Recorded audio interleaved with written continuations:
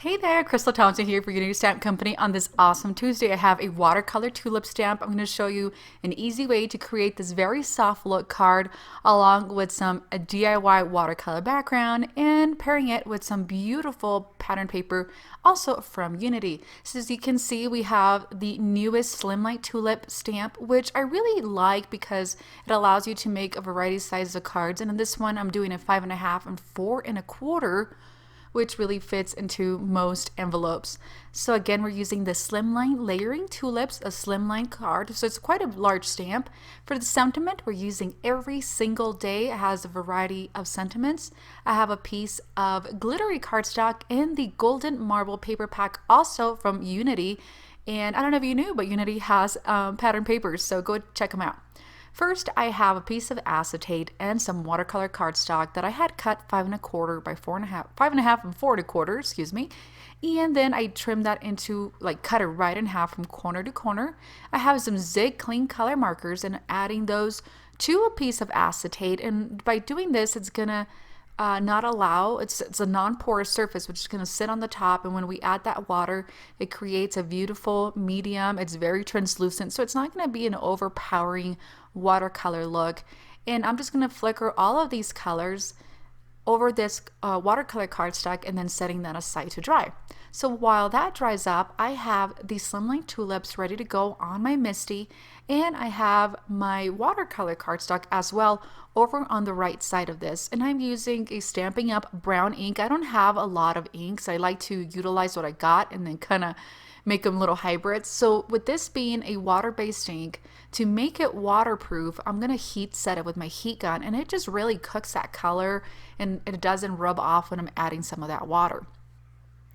So now that it's heat set, I'm going to bring in several colors of Zig Clean color markers.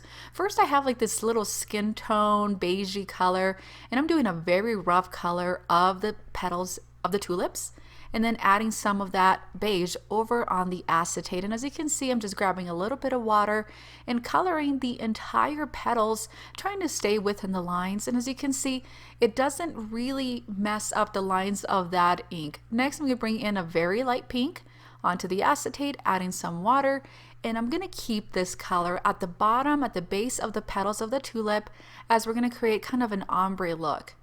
The tips of the petals are going to be yellowish, and then we're going to move on from a light pink to a very dark pink, and just continuing to add those colors. And if you allow some drying time between these layers of watercolor, it's really going to give you that fun splotchy look that watercolor coloring is known for.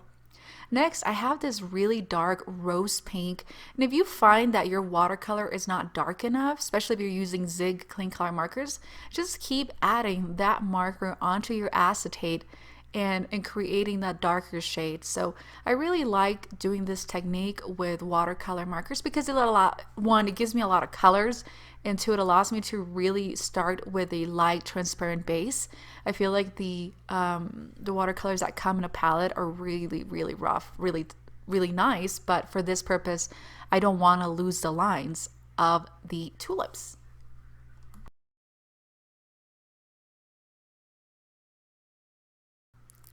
Moving on to my petals, I have this really pretty mint green, and as you can see, I've added a couple touches of gold to the actual tulip once they dried up. And again, doing a very rough, very quick color lineup of this mint and trying to stay within the lines. I'm actually gonna fussy cut the entire thing, so if you end up not sticking within the lines over on the left and right side of those petals, don't worry about it too much. So again, using this little minty color, adding that to the acetate, and then adding some more water to continue coloring these petals. And I actually ended up going outside the lines. I don't know why I thought that that was a petal, but that's okay. And then I'm going to add some more. It's kind of difficult to see because this is such a light color, but it makes it super easy to color. And I feel like this is easier than Copics. I really like Copics, and it's a completely different look, but I love the Zig Clean color markers for these type of projects, especially when you have lots of details. I'm going to move on to this teal color, and this is going to serve as our darker base of these leaves.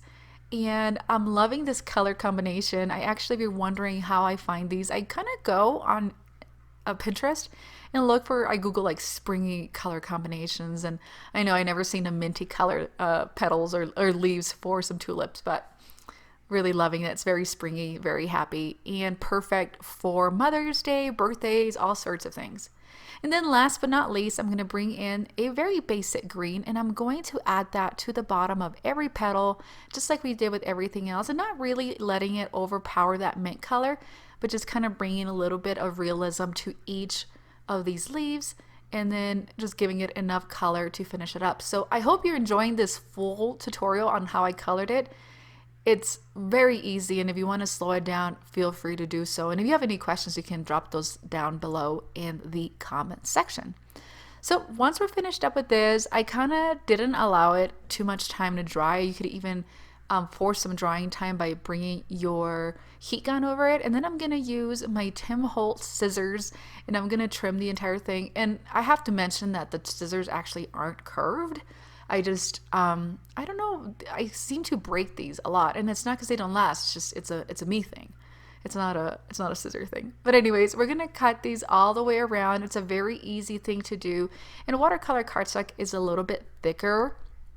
So even if you wanted, you could even do this shape with your Cricut or your die cutting machine. It would be a very easy way to make a ton of these cards, even if you're doing some Mother's Day cards, especially you're creating lots of them.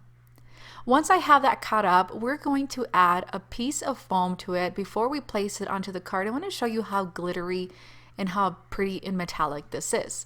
So I have that watercolor cardstock that we had started with earlier, and we're going to add these little slices of glitter cardstock, and it's going to serve as a little edge. And I like keeping all my strips. As you can see, these strips are not long enough to cover the entire thing, so we end up doing two.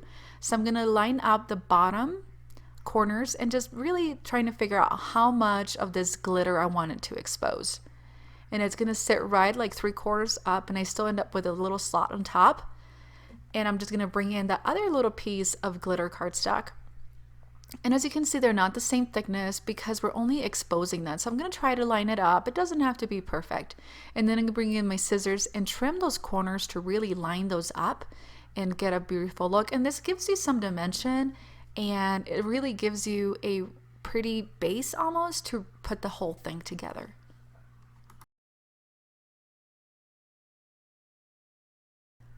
So now that we're done with that, we're going to add some more glue. What I like to do for pieces like this, especially with watercolor cardstock that tends to curl if it's wet, I have a piece of foam, and this is one-sided foam that I get at the dollar store. And I add some of my Tombow onto the non-sticky part. So I actually add it to the cardstock, and then I remove the backing that's sticky. This is used for like kids crafts or school crafts, but I really like it to bring up some dimension, especially when it's a large, heavy cardstock like this. I have that golden marble pattern paper from Unity. If you got the last card kit, it's included, but you can go also grab it from Unity Stamp Company individually, and it's the only place you'll find it. I'm going to add those two together, and it's a 5.5 of 4 1/4. Then I'm going to add these tulips on top, and I thought about adding foam adhesive to the top of them. I'm not. I'm just going to add some of this Tombow permanent and placing that right on the center. It felt like I had lifted it enough to where it didn't need to be lifted again. It might just kind of create too much of a postage cost. And I'm going to line up that bottom part of the tulips to the bottom part of the card panel. Now we're going to move on to the sentiment. So I had mentioned earlier, we're using the Every Single Day. This is a 2018 stamp, but I really love the sentiments included in this.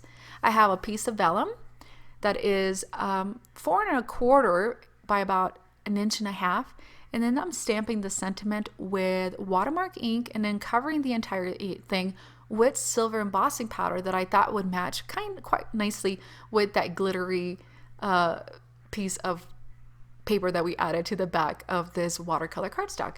I'm going to use some clear Tombow mono adhesive. I'm really looking for some clear foam. So if you have some ideas on how we can create some clear foam to lift vellum and not have it show up like the huge white pieces. That would be awesome.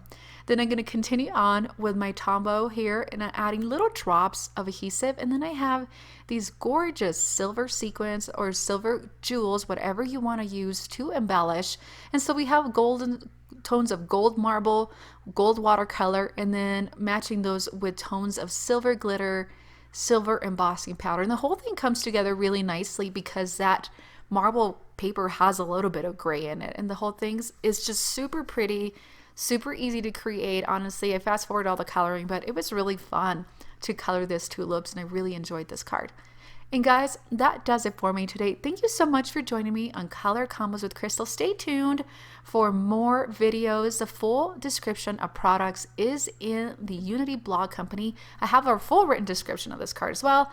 And then all products are listed down below in my video description on my YouTube channel.